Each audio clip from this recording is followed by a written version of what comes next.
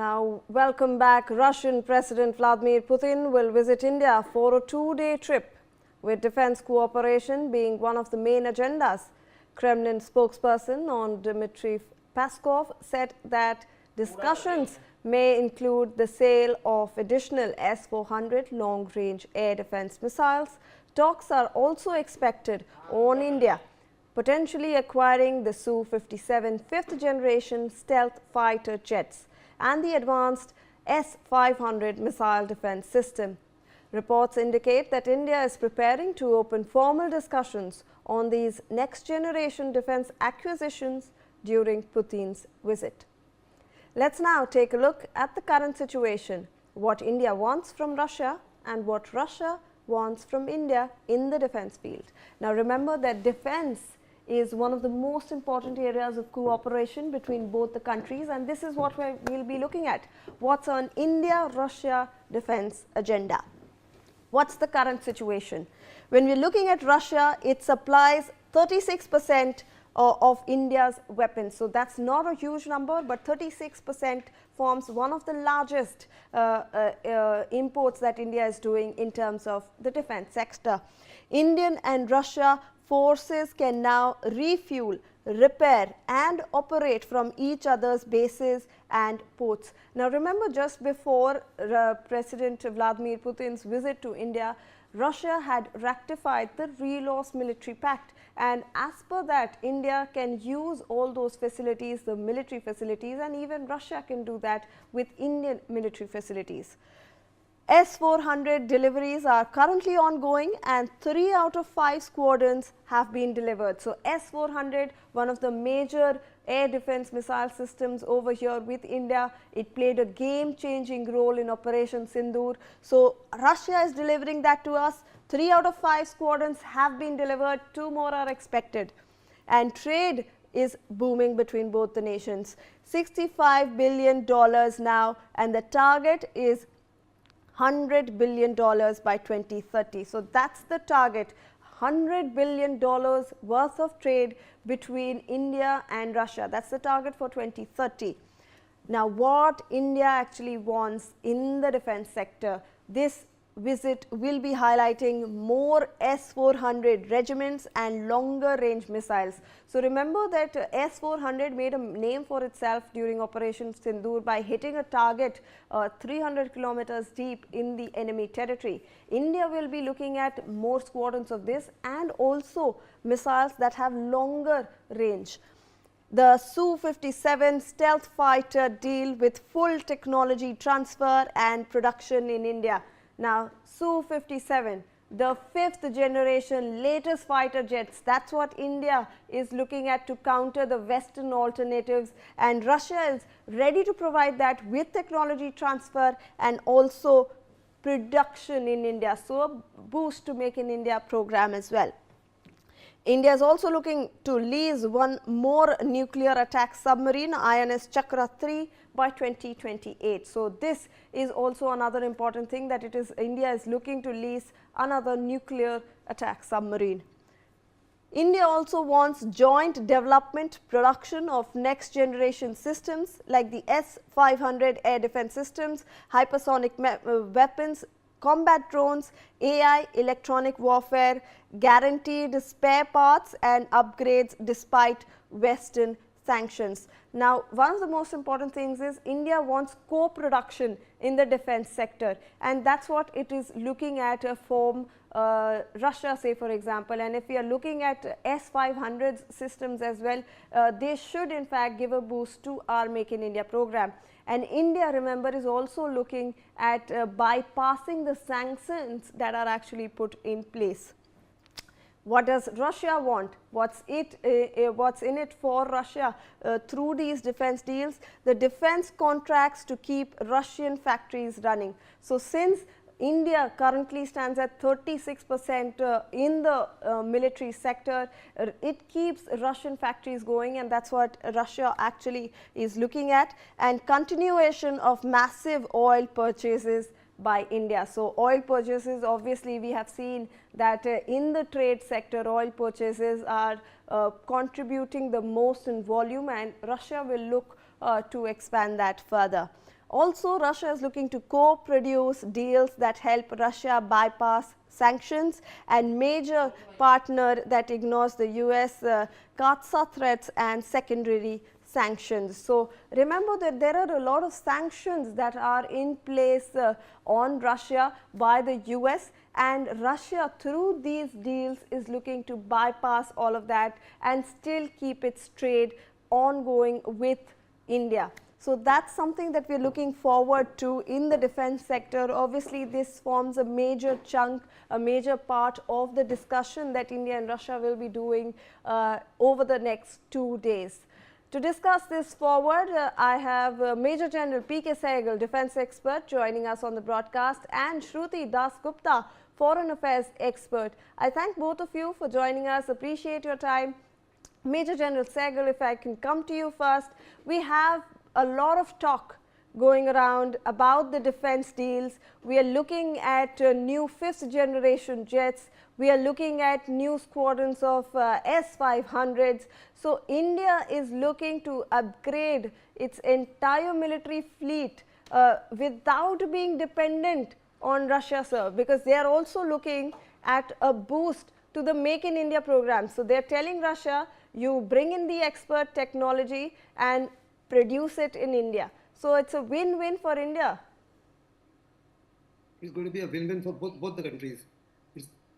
His Putin's visit to India has got both geopolitical as well as geostrategic ramifications. Geopolitically, India is going to send a very clear message to the Western world and to America that India will pursue everything that is of core interest to India. There will be no compromise on that. And geostrategically, it will strengthen India defense in a very major way. It will give a huge boost to Make in India. It will give a huge boost to Atmanirbhar Bharat, and it will also give a employability potential to India. It will also develop our defense-related ancillary industries in terms of small-scale industries and medium-scale industries. As far as the defense per se is concerned, we are looking, firstly, we want them to expedite the delivery of the remaining 2 squadrons, plus the delivery of spare parts. Like, for example, you said 36% of the equipment is ex-Russian origin. Because of the ongoing Russia-Ukraine war, we are finding very great difficulty in getting the spare parts on time. And India is going to insist that the spare parts delivery must be on time. Alternatively, they must be co-produced within India. Similarly, we are going to insist that the 2 squadrons of S-400 are delivered within by mid 2026, and possibly co-produce the S-400 long-range missiles. We are also wanting to get the S-500, because S-500 is going to be a game changer along with the Su-57. S-500 has got a range of 500 to 600 kilometers. It can shoot down all targets that S-400 can. In addition, it can also take on long-range ballistic missiles of both Pakistan and China, as well as any potential adversary. In addition, it can also take on glide weapons, which are becoming of greater use in the recent past, as well as possibly hypersonic missiles. In addition, it can also take on targets at height of 180 to 200 kilometers, which means it can also take on low orbiting satellites. If you remember, in Operation Sindoor, China was providing surveillance details of our locations and positions to Pakistan at every point of time. India can neutralize and take out those satellites if needed. Then we are also, if you notice, China has already deployed in Tibet J-20, which is a stealth fighter, and J-35, which is also a stealth fighter in large numbers. And they are also offering 40 of these stealth fighters to Pakistan. So both our adversaries will have stealth aircraft. In the absence of stealth aircraft on the Indian side, it will be a huge disadvantage. This disadvantage is likely to be overcome if we accept the Su-57 deal with co-production in India.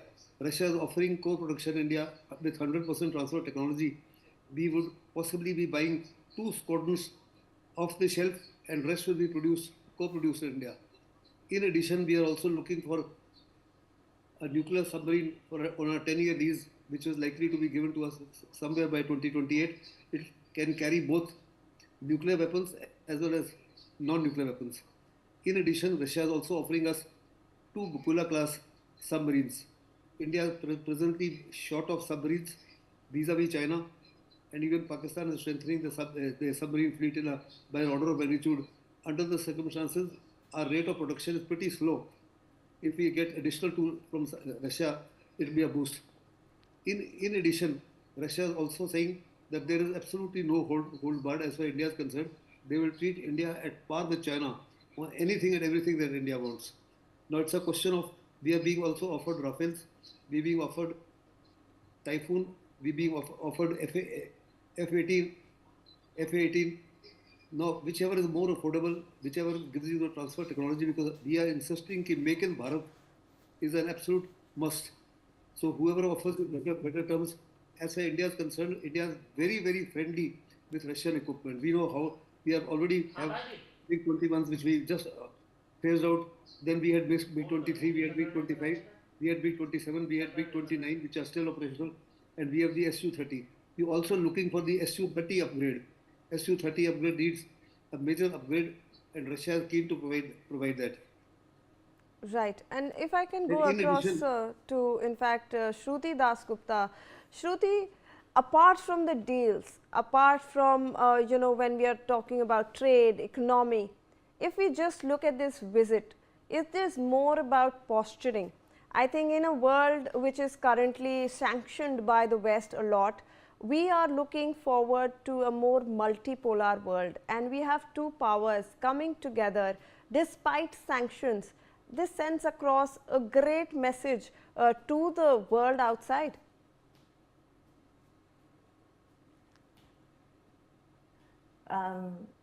USA, in fact, under Trump, has refused to give face to a lot of, global assemblies, including the Quad, as of now, and they have not shown up for the G20 in South Africa. So in such a circumstance, when Putin comes to India, and while we are discussing EU trade deal, which is supposed to finalize just about any minute level, and we are seeing that we are increasing trade despite the sanctions, it sends a message that no matter what you try and pull in out of your hat and say India is doing this, or we're not happy with how India is dealing with a particular power, India chooses not to play your game, and it sends a very strong message across.